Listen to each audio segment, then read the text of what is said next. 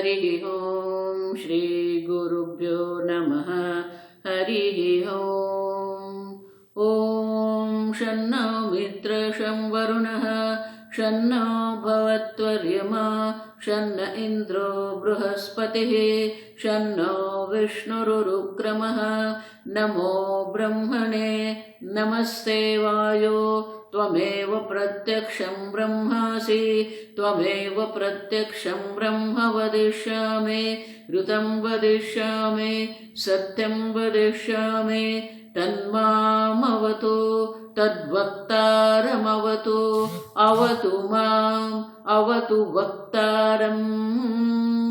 ॐ शान्ति शान्ति शान्तिः। ॐ सहना भवतु सहनौ भुनक्तु सह वीर्यं करवावहै तेजस्विनावधीतमस्तु मा विद्विषावहै। ॐ शान्ति शान्ति शान्तिः। सदाशिवसमारम्भां शङ्कराचार्यमध्यमाम् अस्मदाचार्यपर्यन्तां वन्दे गुरुपरम्परां।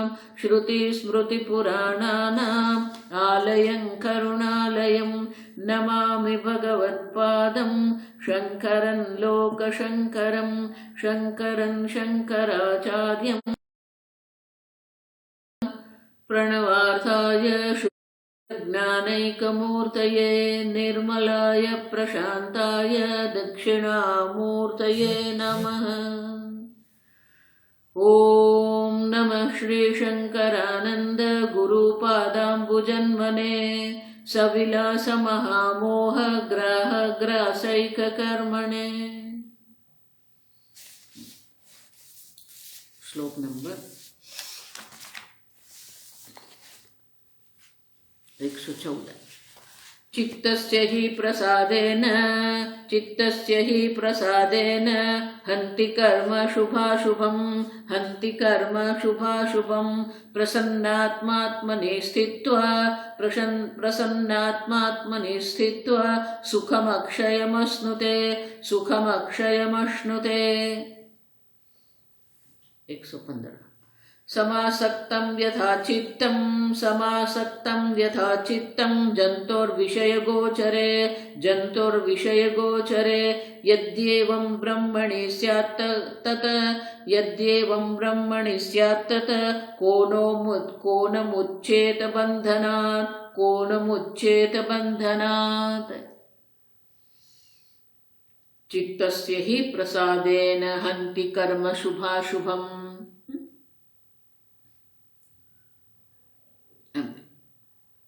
मन की प्रसन्नता से ही ये पाप पुण्य जो है, पाप पुण्य से हमारे मन में जो उत्पन्न होता है जो भाव है, आप सुन,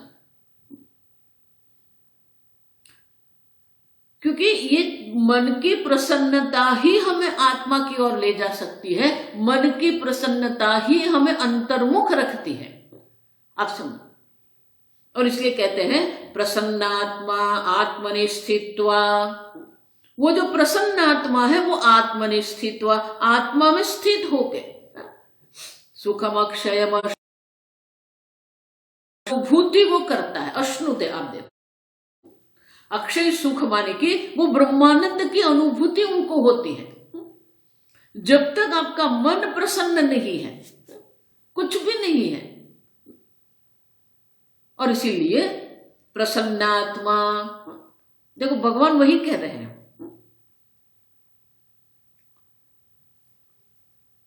प्रसादे सर्व दुखानां हानि ही अस्य उपजाय। भगवान वो कह रहे हैं, यहां आप कहते हैं हंति कर्म शुभाशुभम, और प्रसन्न चेतसो हि आसु बुद्धि पर्यवतिष्ठति। जिसका मन प्रसन्न है उनकी बुद्धि ये ब्रह्मानंद में अक्षय सुख में अवश्य स्थित हो जाती है।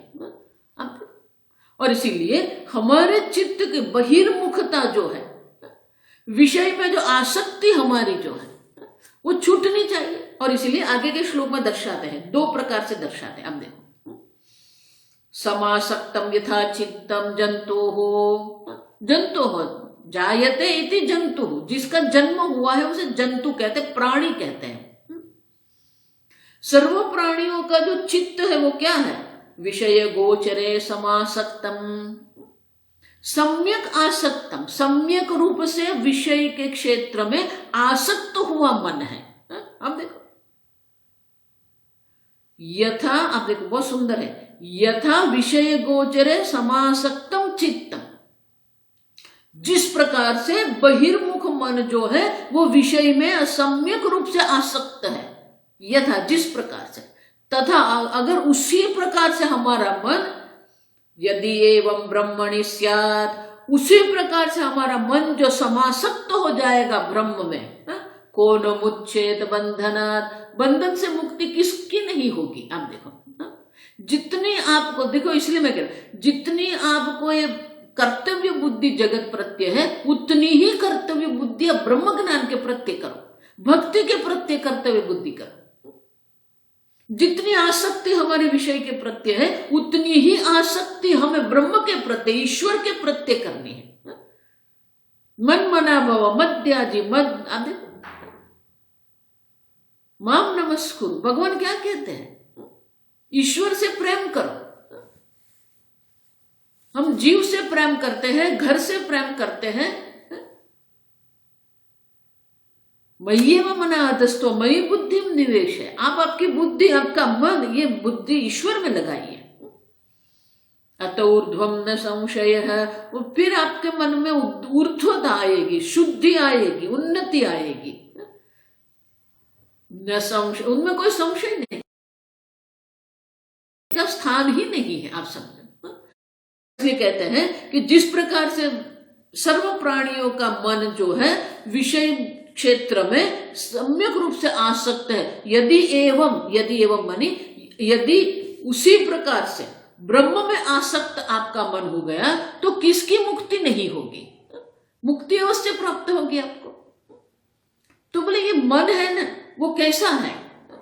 और इसीलिए आगे के श्लोक में कहता है मनो हि द्विविधम प्रोक्तम, मनो हि द्विविधम प्रोक्तम, शुद्धम च अशुद्धमेव च, शुद्धं च अशुद्धमेव च, अशुद्धं काम संपर्कात्, अशुद्धं काम संपर्कात्, शुद्धं काम विवर्जितम, शुद्धं काम विवर्जितम। बहुत सरल श्लोक है। मनो हि द्विविधम प्रोक्तम, शास्त्र में दो प्रकार के मन की बात होती है, शुद्धम च अशुद्धम च, शुद्ध पवित्र मन है या अशुद्ध अपवित्र मन है।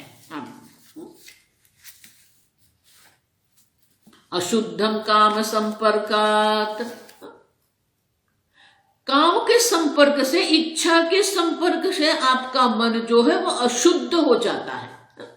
आप समझो, इसलिए मैं कह रही हूं बाह्य जगत से कोई संबंध नहीं है। आप देखो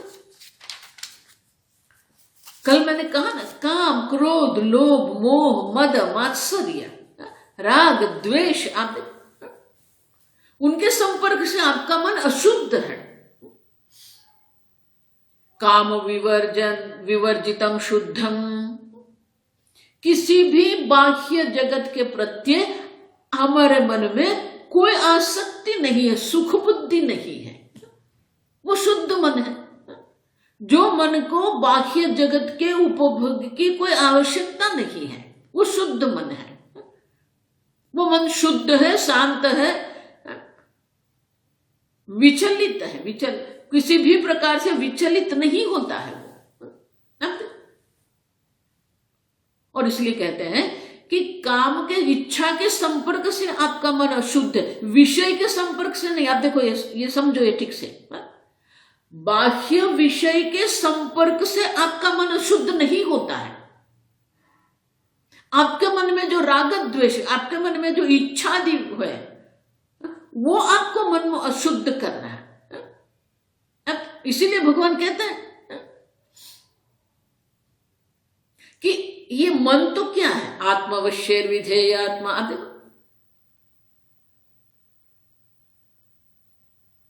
राग यही उसे विषय में भटक रहा, विचरण। आप देखो द्वेष वियुक्त ही, लेकिन वो मन कैसा है? राग द्वेष से वियुक्त है, काम वर्जितम। आप देखो, आत्मवश्य विधेयात्मा प्रसादमधिगच्छति। बाह्य जगत में आपकी इंद्रिय भटक रही है, हमें कोई उससे कोई लेना देना नहीं है, लेकिन उनके प्रति हमारे मन में कितने राग द्वेष है, वो महत्व का है। आप सब, आप ये जगत में व्यवहार करते रहो, आप जगत में कितना भी व्यवहार करो, कितना भी आप जगत में घूमते रहो, कितना भी विषय ग्रहण करो, पश्यन श्रृण्वन स्पृशन जिग्र, आप करते रहो, लेकिन मन में कोई राग, काम विवर्जित,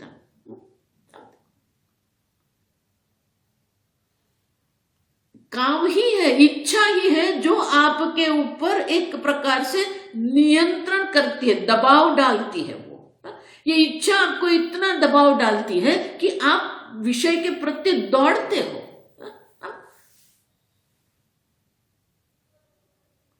काम विवर्जितम शुद्धम। कोई इच्छा मन में जागृत भी होती है, लेकिन इच्छा की पूर्ति के लिए कोई विशेष अपेक्षा आग्रह नहीं है। प्रारब्ध से आपके मन में इच्छा जागृत होती भी है, लेकिन वो इच्छा पूर्ति के लिए कोई हमें मन में कोई दबाव नहीं है। अब और इसलिए कहते हैं शुद्धम काम विवर्जितम। कोई विषय की तृष्णा मन में नहीं है, तृष्णा रहित है। भगवान यही कहते हैं, सुख दुखे समय कृत्वा लाभा लाभो जया जयो। अब ये द्वंद्व है, ये द्वंद्व में ही हम भटकते रहते हैं। सुख दुख, शीत उष्ण, सुख दुख, मान अपमान, लाभ अलाभ, जय पराजय। अब ये निर्द्वंद्व, ये द्वंद्व से आप ऊपर उठ जाइए। शरीर की दृष्टि से रहेगा शीत उष्ण, मन की दृष्टि से सुख दुख भी रहेगा, बुद्धि की दृष्टि से मान अपमान भी रहेगा, लेकिन आप उससे ऊपर उठा जाए, निर्द्वंद्व। निर्माण मोहाजित संग दोषाः अध्यात्म नित्य। अनेक श्लोक है गीता में कि डरते हो। अगर भयभीत होना है तो भयभीत होने के लिए आपका जो शत्रु है वो कहाँ है? यहां पर है। जही शत्रु महाबाहो काम रूपम। अब देखो भगवान क्या कहते हैं, शत्रु बाहर नहीं, आपकी कामना, अपनी इच्छा, आपका द्वेष, आपका क्रोध आपका शत्रु है। नरकस्य इदं द्वारम कामम क्रोधम भयम, कामम क्रोधम लोभं च। और इसलिए कहते हैं कि जिस मन में ये, जो मन ये काम क्रोध आदि के संपर्क में है, उनके अधीन है, वो अशुद्ध मन है। जो काम क्रोध आदि के अधीन नहीं है वो शुद्ध मन है। तो बोले आप ये शुद्ध अशुद्ध मन की बात क्यों करते हो? जो समस्या वो तो बाहर है, बाहर कोई समस्या नहीं है। अब देखो, इसीलिए जो मैंने कल श्लोक कहा था वही श्लोक यहां पर है। श्लोक पढ़ेंगे। मन एव मनुष्याणाम, मन एव मनुष्याणाम कारणं बंध मोक्षयोः, कारणं बंध मोक्षयोः, बंधाय विषयासक्तं, बंधाय विषयासक्तं, मुक्त्यै निर्विषयं स्मृतं, मुक्त्यै निर्विषयं स्मृतं। आपका मन आपका बंधन और मोक्ष का कारण है, आपका मन आपका सुख और दुख का कारण है। विषयासक्तम बंधाय, जो विषय में आसक्त है, इसका अर्थ क्या हुआ? विषय आपको नहीं बांध रहा है, विषय के प्रति आपके मन में जो आसक्ति है वो आपका बंधन का कारण है, विषय बंधन का कारण नहीं है। निर्विषयम मुक्तये, मुक्ति के लिए जो मन है वो क्या है? निर्विषयम। बंधुरात्मा आत्मनम येन आत्मैव आत्मना जितम। मन आपका मित्र होगा कब? बंधु होगा कब?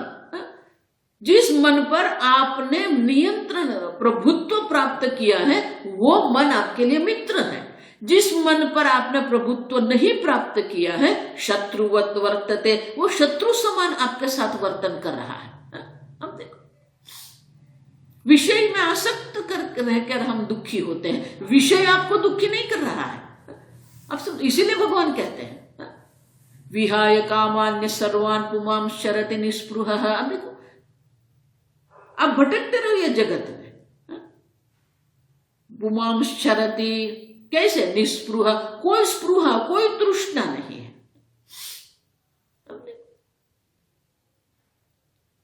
भगवान कहीं पर भी गीता में नहीं कहते कि ये जगत छोड़ के आप जाइए, नहीं।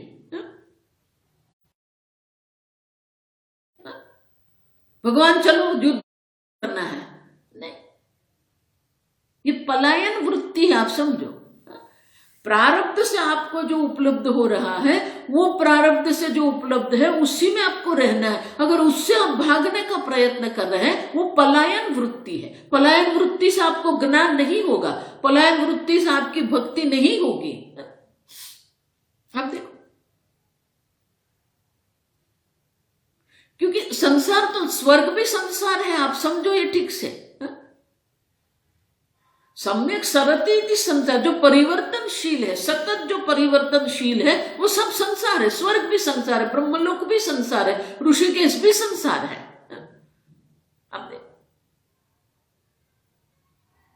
संपूर्ण ब्रह्मांड संसार के अंतर्गत क्यों है? क्योंकि आपकी आसक्ति है। विषयासक्तम बना बंधाय, ये सब में आपकी आसक्ति है। स्वर्ग में, भोग में, धन में, कितना भी धन आप एकत्रित करो, आप देखो, आपको अगर ऐसा लग रहा है ना कि धन एकत्रित में इतना धन एकत्रित कर दो, करो, फिर क्या? अगर आपको ऐसा लग रहा है ना कि आपकी सत्ता, आपका पद, आपका धन, इससे आप ये जगत पर नियंत्रण कर सकते हो, मैं आपको 2 स्थान देती हूं, आप जाइए वो 2 स्थान पर और देखिए क्या हो रहा है वहां पर। एक, आप वृद्धाश्रम में जाके देखिए, आज ही मैं जाके आई।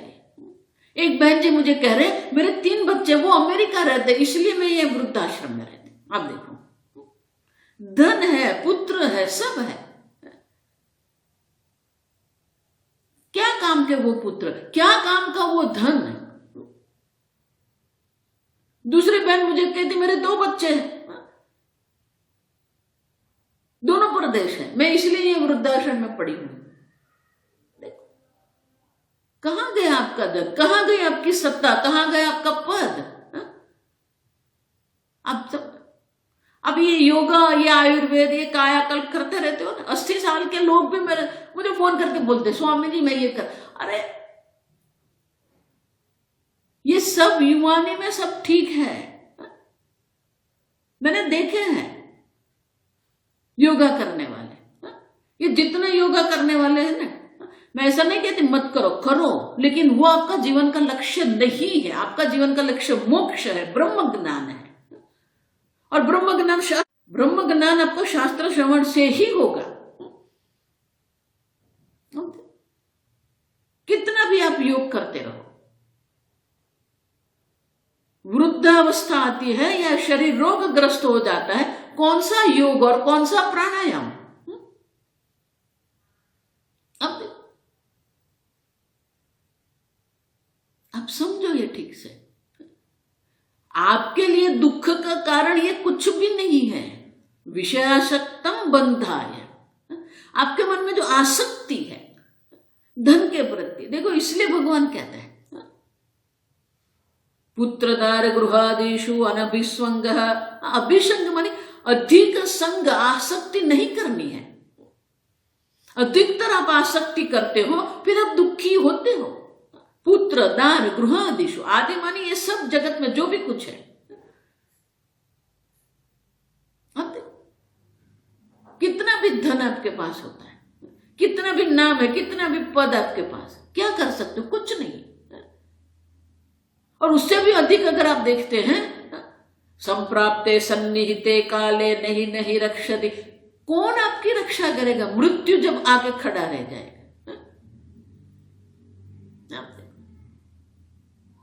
नहीं नहीं रक्षति, शंकराचार्य जी कहते कोई आपकी रक्षा नहीं कर सकता है। एक ब्रह्म ज्ञान, एक भक्ति है जो आपकी रक्षा कर सकते हैं।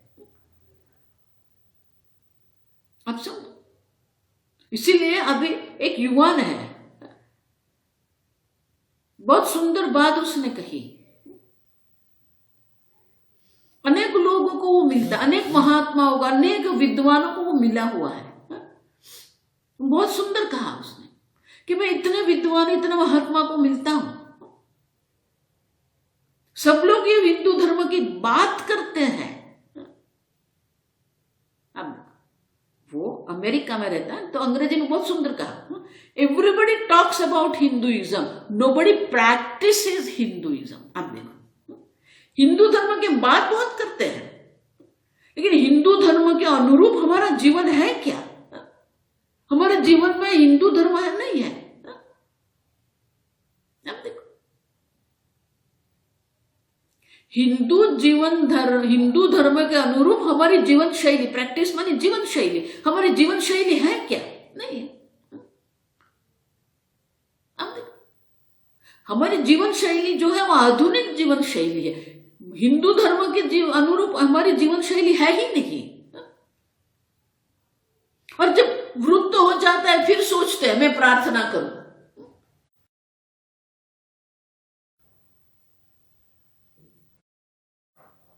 वी डोंट प्रैक्टिस, हमारी जीवन शैली ऐसी नहीं है।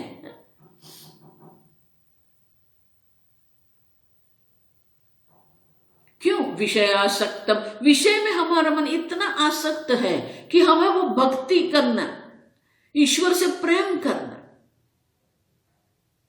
विषयों से विमुख होना, वो हमें असंभव लगता है। हमारी बुद्धि ऐसे एक स्थान पर अटक जाती है ना। और इसलिए कहते हैं कि विषयासक्तम बंधाय विमुक्तये निर्विषयम स्मृतम। निर्विषयम, विषय के प्रति कोई आसक्ति मत रखो। खाई आपको जो खाना है, जो करना है करो, लेकिन आसक्ति मत रखो। आसक्ति नहीं होना अर्थ का यह है कि वो प्राप्त हो जाए तो भी ठीक है, प्राप्त नहीं होता है तो भी आप प्रसन्न है। अब देखो, इसके बिना भी मैं प्रसन्न रह सकता हूं। हम आगे देख के गए, आपकी सुषुप्ति अवस्था ही आपको उपदेश दे रही है कि इस सब के बिना भी आप प्रसन्न रह सकते हो। तो फिर जागृत में क्यों नहीं करते आप ये? आप देखो, सबसे बड़ी मूर्खता तो यही है कि सुषुप्ति में जो ब्रह्मानंद की अनुभूति हम कर रहे हैं, वहां ना देश है, ना काल है, ना विषय है, ना संबंध है, ना सत्ता है, ना पद है, संपत्ति कुछ भी नहीं है, फिर भी आप आनंद की अनुभूति कर रहे हैं। इसलिए पूज्य स्वामी जी कहते थे कि कोई अनुभव से कोई सीखता नहीं है। अगर आप सोच रहे हो कि अनुभव महान शिक्षक है, कोई शिक्षक नहीं। कौन शिक्षक है? आपका ये अनुभव है। ये सबके बिना भी आप आनंद की अनुभूति सुषुप्ति में कर रहे हो, फिर जाग के फिर आसक्ति क्यों कर रहे हो? इसके बिना भी मैं प्रसन्न रह सकता हूं, इसके बिना भी आप देखो मैं आनंद में रह सकता हूं। उसे वैराग्य कहते हैं। मात्र छोड़ के ऋषिकेश जाना वैराग्य नहीं है। अब देखो, भाग के कहां जाएंगे आपका घर 5, देखो ये मेरा वाक्य है ना, 25 वर्षों से मैं ये वाक्य बोल रही हूं। आपका घर 5 व्यक्ति का संसार है और आश्रम जो है 500 व्यक्ति का संसार है। वहां भी संसार है, वहां भी ऑफिस है, अकाउंटिंग है, भोजनालय में भोजन बनाना है, सब्जी लाना है, लाइट की बिल भरना है, सफाई करना, वो भी वहां कर रहे हैं, यहां भी आप कर रहे हैं। यहां बर्तन सफाई नहीं करेंगे, सेवा कर रहे हैं। तो घर में क्या करते हो? घर में सेवा नहीं है। अब घर में जब करने का आता है ना, तो फिर वो तो नहीं, वो आई कैन डू दैट, नहीं ये मैं नहीं कर सकता, मैं पुरुष हूं, मैं देखो मैं ये हूं, मैं वो, देखो ये क्या है, ये आप समझो। ये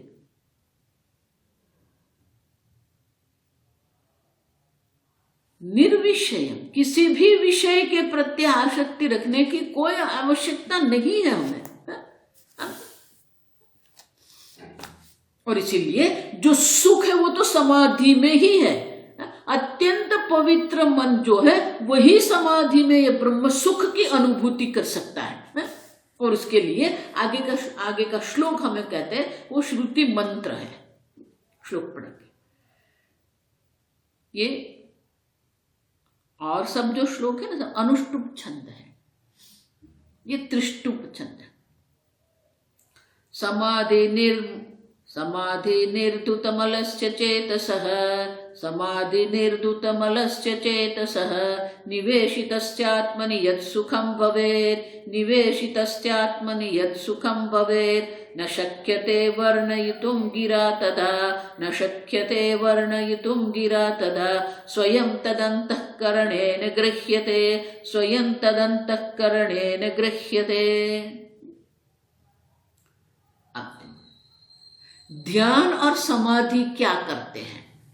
समाधि निर्धुतमलस्य चेतसः,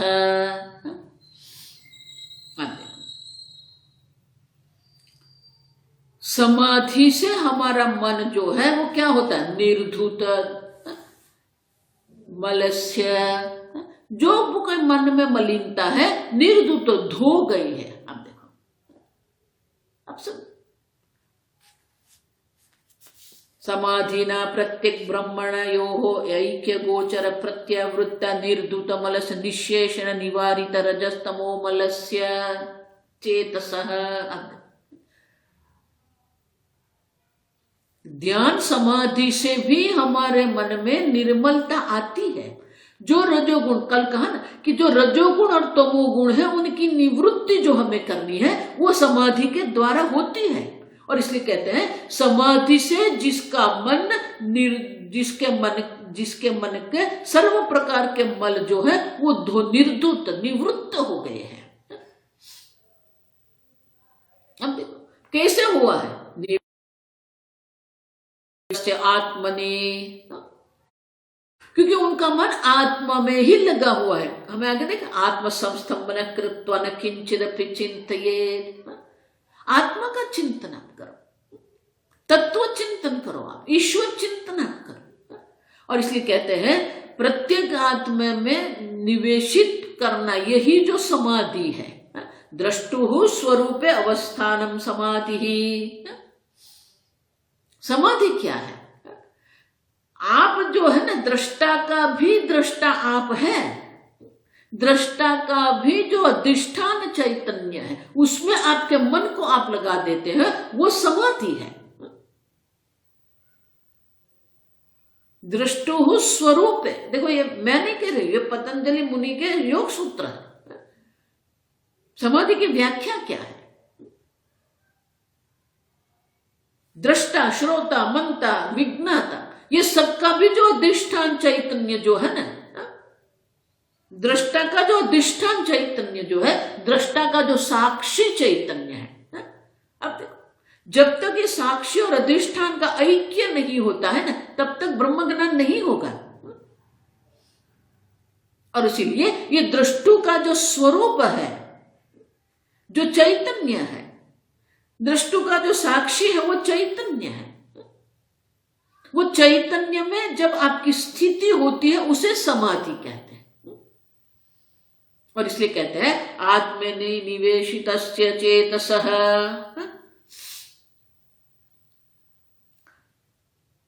चेतसः छठी विभक्ति। आप देखो,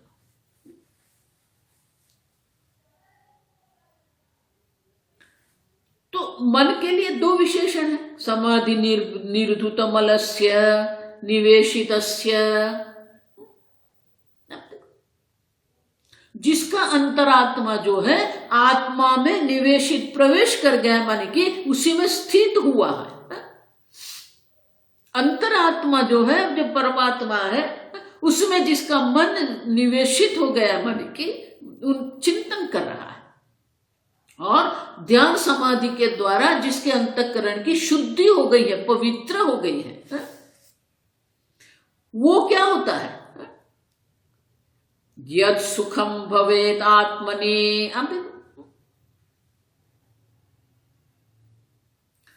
जो सुख की अनुभूति आपको होती है,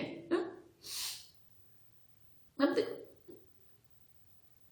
वो चित्त को जो समाधि अवस्था में जो चित्त को जो सुख की अनुभूति होती है ना,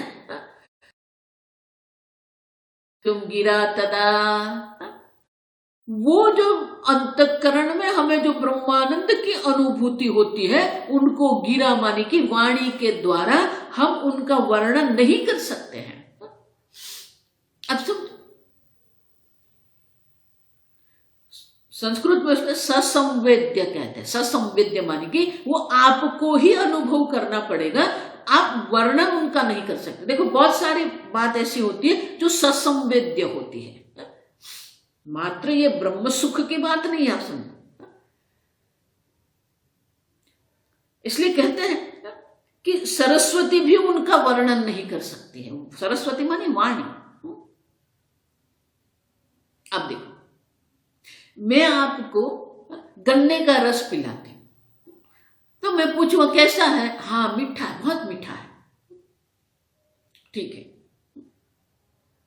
फिर कुछ नमकीन देके मैं आपको आम का रस देती हूं। वो आम का रस जब आप लेते हैं, कहते हैं हाँ ये भी मीठा है, बहुत, ये आम मीठा आम है। अच्छा, अब देखो,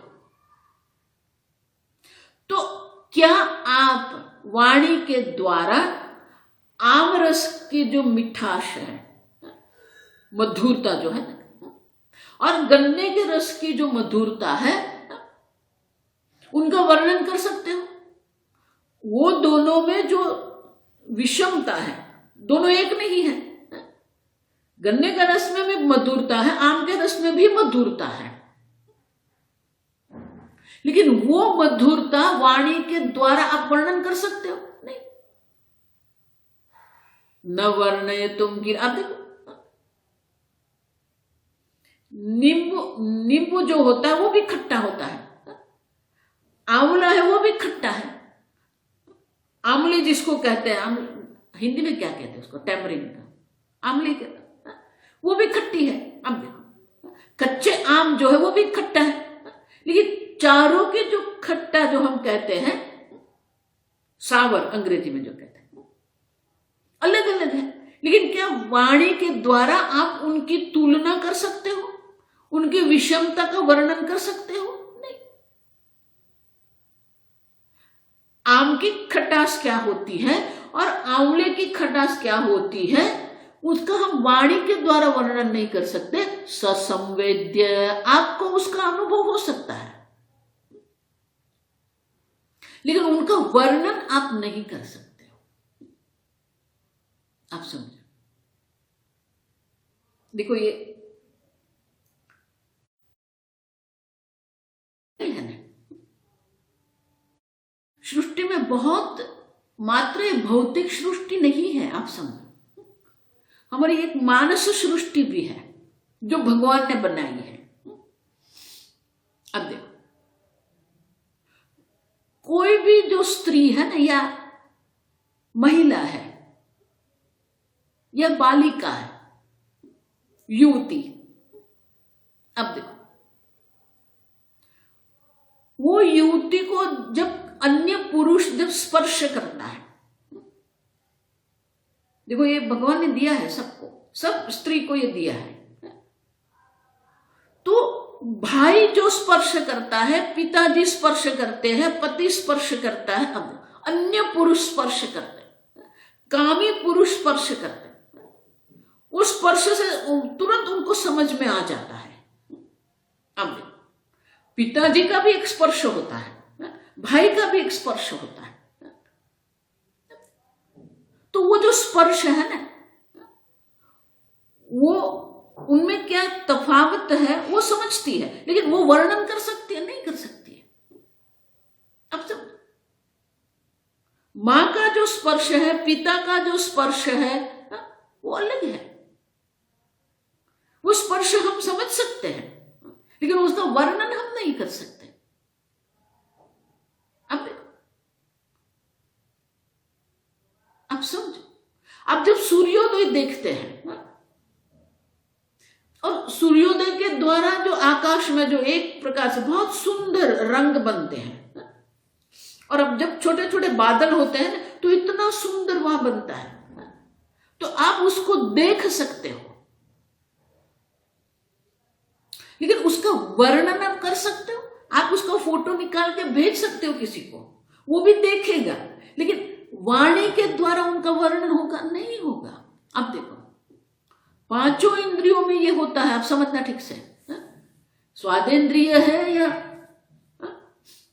अब देखो, गंध में भी वही है।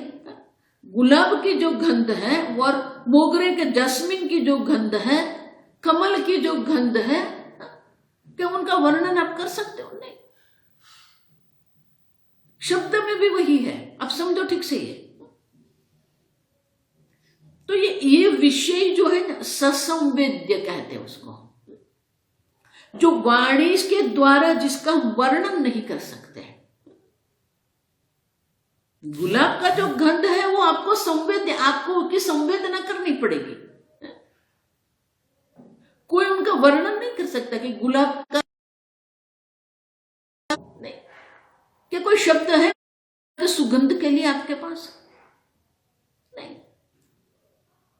आम के खटास के लिए कोई शब्द है आपके पास? नहीं। आकाश जो रंगीन आपको दिख रहा है, उनके लिए कोई शब्द है? नहीं।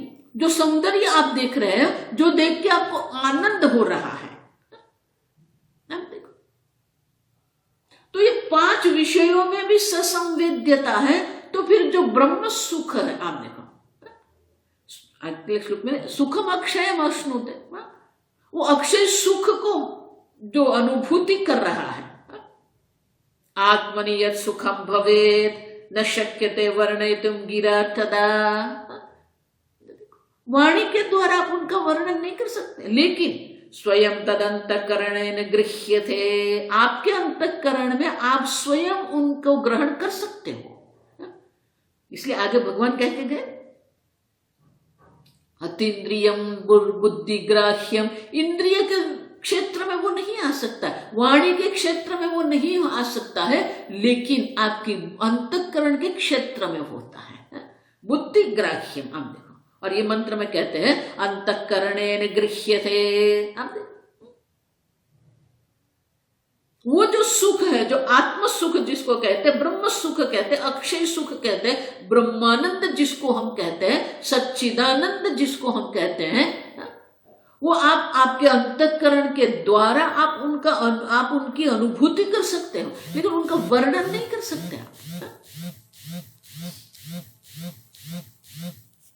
अब देखो, किसी भी प्रकार से आप उनका वर्णन नहीं कर सकते, लेकिन आपके अंतःकरण में, शंकराचार्य जी इसलिए कहते हैं, इवन ब्रह्म ज्ञान जो है ना, वह संवेद्य है। आपको ब्रह्म ज्ञान हुआ कि नहीं हुआ, आप ही जान सकते हो, भगवान भी नहीं जान सकते। इसलिए तो भगवान को अर्जुन को भी पूछना पड़ा, अर्जुन समझो कि आप समझ गए कि नहीं समझे।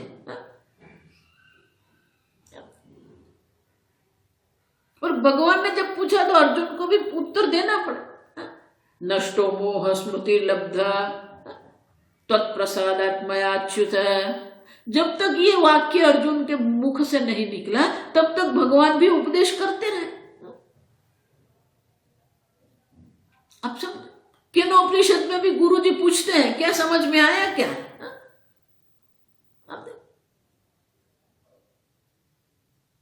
ससंवेद्य, ये ब्रह्म सुख, ब्रह्मानंद जो है या ब्रह्म ज्ञान जो है, वो ससंवेद्य है।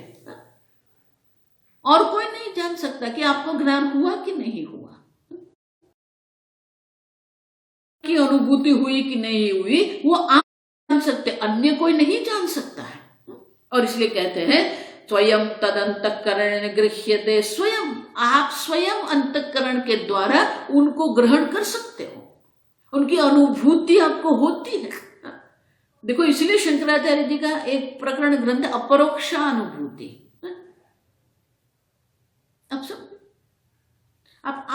बोध देखिए, आप अपरोक्षानुभूति देखिए, वहां यही है कि आप स्वयं उनका अनुभव कर सकते हैं, अनुभूति कर सकते हैं। लेकिन उन इंद्रियों के द्वारा आप उनका अनुभूति नहीं कर सकते, अतीन्द्रिय है वो। और वाणी के द्वारा आप उनका वर्णन नहीं कर सकते हो।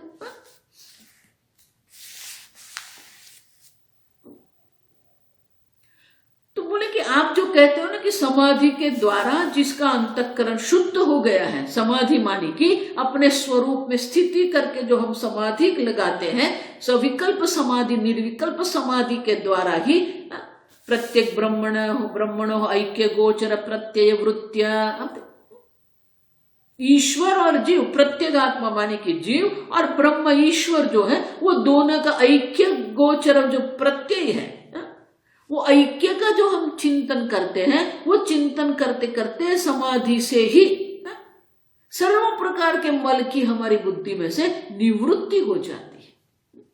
तब हमें ये देखो, भगवान भी यही कहते, यदाते मोह कलिलम बुद्धि व्यतितरिष्यते, जब तक ये मोह रूपी कलिल कालुष्य जो है उनकी निवृत्ति नहीं होती है, तो समाधि के द्वारा भगवान गीता में कहते हैं आत्मशुद्ध, ये ध्यान क्यों करते हैं? आत्मशुद्ध, ये अंतःकरण की शुद्धि के लिए ये ध्यान भी आवश्यक है।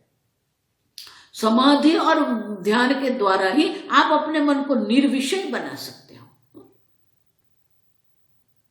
आप और वही मन जो है, वही मन में हमें आत्मनि यत् सुखम भवेत्, जो सुख की अनुभूति आपको होती है। देखो, जप करो, ईश्वर चिंतन करो, ईश्वर का ध्यान करो, ये सब में आनंद है। लेकिन बाह्य आनंद में हम इतने रचे पचे हुए हैं कि वो आनंद की अनुभूति हमें नहीं होती है, क्योंकि रजोगुण और तमोगुण की इतनी प्रधानता हो जाती है कि ये सात्विक आनंद जो है, वो सात्विक आनंद की अनुभूति हमें नहीं होती है। और इसीलिए कहते हैं कि जितनी आपके मन से वो आसक्ति की निवृत्ति होती जाएगी, उतना ही मन आपका, उतना ही आपका मन शांत होगा, शुद्ध होगा। और वही शुद्ध मन में हमें ये ब्रह्मानंद की अनुभूति अवश्य होती है। तो बोले कि ये समाधि ध्यान आप करते रहते हो, लेकिन ये समाधि तो हमारे लिए बहुत दुर्लभ समाधि है। दुर्लभत्वात् कथमनेन ब्रह्मानंद निश्चय संभव है। ये समाधि तो हमारे लिए दुर्लभ है, कठिन है। तो कैसे हम ये ब्रह्मानंद की अनुभूति करें? तो आगे के श्लोक में कहते हैं 119वां, यद्यपसौ चिरं कालम समाधिर्दुर्लभो नृणां तथापि क्षणिको ब्रह्मानंदं निश्चयायत्यसौ। यद्यपि असौ समाधि ही, देखो समाधि को हम स्त्रीलिंग कर रहे, गुजराती हिंदी में समाधि को हम स्त्रीलिंग मानते हैं, लेकिन संस्कृत में समाधि पुल्लिंग शब्द है। असौ समाधि ही, चिरम कालम दुर्लभः, समाधि ही दुर्लभः नृणाम, मनुष्य के लिए ये समाधि जो है वो दुर्लभ, चिरम काल, दीर्घ काल पर्यंत समाधि हमारे लिए जो है वो अत्यंत दुर्लभ, अत्यंत कठिन है। तथापि क्षणिकः ब्रह्मानंदम निश्चयायति असौ, फिर भी जो क्षणिक ब्रह्मानंद की हमें अनुभूति होती है ना, वो क्षणिक ब्रह्मानंद जो है, एक क्षण भी अगर आपके मन में समाधि की अनुभूति हो गई तो वहां पर भी आपको ब्रह्मानंद की अनुभूति अवश्य होगी। अब देखो हम आगे देखेंगे कि इच्छा की निवृत्ति जब होती है तो वो अक्षय सुख की, एक क्षण के लिए हमें वो अक्षय सुख की अनुभूति होती है। आप देखो उसी प्रकार से क्षणिकस्य तस्य संभवात, एक क्षण के लिए भी आपको अगर समाधि लग जाए, उड़िया बाबा कहते थे ये, अब सब कि एक क्षण के लिए भी अगर वो समाधि आपको लगती है तो वहां पर वो ब्रह्मानंद की अनुभूति तो आप अवश्य होगी, और वो ब्रह्मानंद है उसका निश्चय आप कर सकते हो। ब्रह्मानंदम निश्चयायति, निश्चयायति माने कि वो ब्रह्मानंद का निश्चय आप भी सकते हो कि वो ब्रह्मानंद है, वो विषय नहीं है, योगानंद नहीं है, वो कभी भी विषयानंद नहीं है, या ना तो प्रतिबिंब आनंद है ना वासनानंद है वो। और इसलिए कहते हैं कि एक क्षण के लिए भी अगर आपको ये समाधि लगती है तो वहां पर भी आपको ये ब्रह्मानंद की अनुभूति अवश्य होती है। आप समझ, तो ब्रह्मानंद की अनुभूति तो आपको होती ही है, सुषुप्ति में भी होती है, जब इच्छा की निवृत्ति होती है तब भी होती है, जागृत अवस्था में, सुषुप्ति से जब जागृत अवस्था में आते हो तो वो ब्रह्मानंद की वासनानंद की अनुभूति वहां पर है। अब देखो, आपका अंतर्मुख जब हो जाता है, इच्छा की निवृत्ति हो जाती है, आपका मन अंतर्मुख बन जाता है, तभी आपको ये अनुभूति होती है। और इसलिए कहते हैं कि अगर दीर्घ काल पर्यंत समाधि संभव नहीं है तो क्षणिक समाधि में भी आप ये निश्चय तो कर ही सकते हैं कि ये ब्रह्मानंद की अनुभूति है। तो बोले नहीं नहीं, हमें तो कुछ नहीं होता है। वो क्या आप बोल रहे हो, क्षणिक ब्रह्मानंद ब्रह्मानंद करते हो, हमें कुछ नहीं होता है। तो क्यों नहीं होता है? अब देखो, आपको ये ब्रह्मानंद की अनुभूति क्यों नहीं होती है, उनके लिए अगले श्लोक में दर्शाते हैं। वो अन्य विषय है, एक नया विषय आरंभ कर रहे हैं, श्रद्धा और अश्रद्धा का, इसलिए हम वो कल देखेंगे। ओम स्वस्ति प्रजाभ्यः परिपालयन्ताम् न्यायेन मार्गेण महिं महिषाः, गोब्राह्मणेभ्यः शुभमस्तु नित्यं, लोकाः समस्ताः सुखिनो भवन्तु, काले वर्षतु पर्जन्यः, पृथिवी सस्यशालिनी, देशोऽयं क्षोभरहितः, ब्राह्मणाः सन्तु निर्भयाः। ओम सर्वेषां स्वस्तिर्भवतु, सर्वेषां शान्तिर्भवतु, सर्वेषां पूर्णं भवतु, सर्वेषां मंगलं भवतु, सर्वे भवन्तु सुखिनः, सर्वे सन्तु निरामयाः, सर्वे भद्राणि पश्यन्तु, मा कश्चित् दुःखभाग् भवेत्। असतो मा सद्गमय, तमसो मा ज्योतिर्गमय, मृत्योर्मा अमृतंगमय। ओम पूर्णमदः पूर्णमिदं पूर्णात् पूर्णमुदच्यते, पूर्णस्य पूर्णमादाय पूर्णमेवावशिष्यते। ओम शांति शांति शांतिः। पूर्णमदः पूर्णमिदं पूर्णमुदच्यते, पूर्णस्य पूर्णमादाय पूर्णमेवावशिष्यते। ओम शांति शांति शांतिः। हरिः ओम। श्री गुरुभ्यो नमः। हरिः ओम।